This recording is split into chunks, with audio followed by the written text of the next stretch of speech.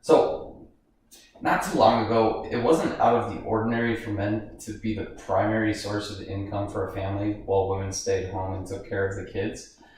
How do you think the rise in the number of female workers entering the workforce has affected the way that we do business? And do you think that our cultural attitudes and values have shifted due to this change? If they have changed, do you think they will continue to do so? I guess it's kind of, I was struggling to kind of get a full point across to you with the last question. I think now with this question, I kind of have a good way to spin it. But systematically, I would say that, it's not making an impact. I think it's great that more women are entering, the workforce in that way. Absolutely, yeah. And I don't think that has a negative impact at all. Mm-hmm. But the thing is, it's the way that society perceives these things is, if you look at a company and you take 10 employees and do not disclose their genders and grade the work that they've done, you can, give an accurate grade to each employee's work. Now, if you say, hey, we have 5 males and 5 females, here's who did what, people out there will nitpick at that. Oh, because they're a female, they didn't do so good at this, or they did better at this, or because they're a guy, they did better at this, or not so good at this. People have their assumptions. And it's, that comes into play, and it's like at the end of the day, like I was just saying, it shouldn't matter. It doesn't matter. Mm-hmm. A person's a person, they're going to be good at. Do you think would be different with only one gender in the workplace as opposed to multiple? Do you think this would make an overall positive impact on an already male-dominant company such as Microsoft and its employees, or would the overall impact be negative? And feel free to elaborate. I honestly think it'd be negative.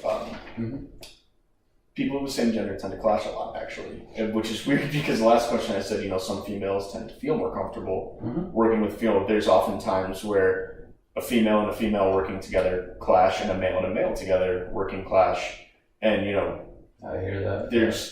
We're part of the same species, the human race, but the fact that we are different genders, we're a little bit different, but you can play that in a positive way. We're going to look at things in a different way than women are, and they're going to look in different ways than we are. Mm-hmm.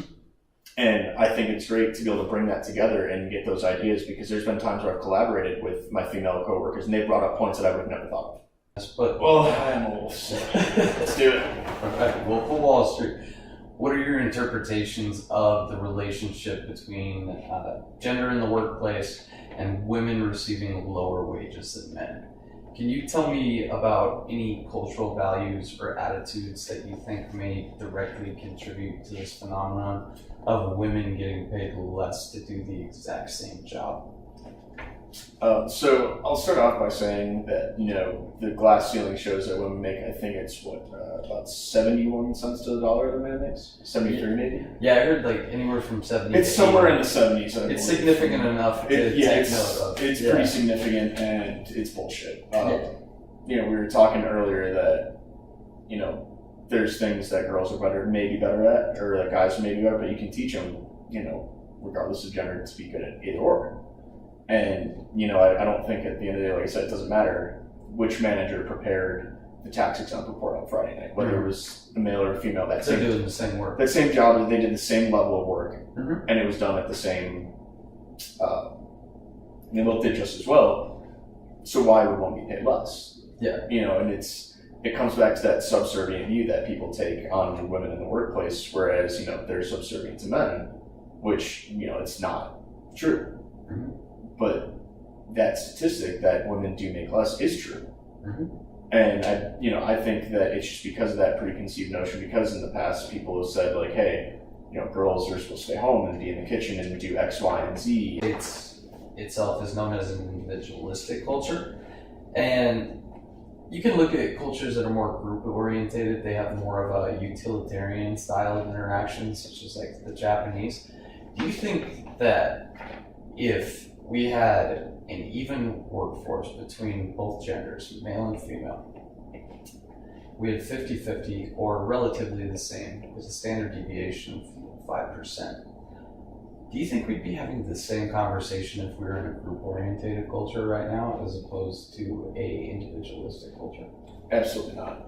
And that's because of what I was just saying is, that there are people out there that are afraid or may think these things.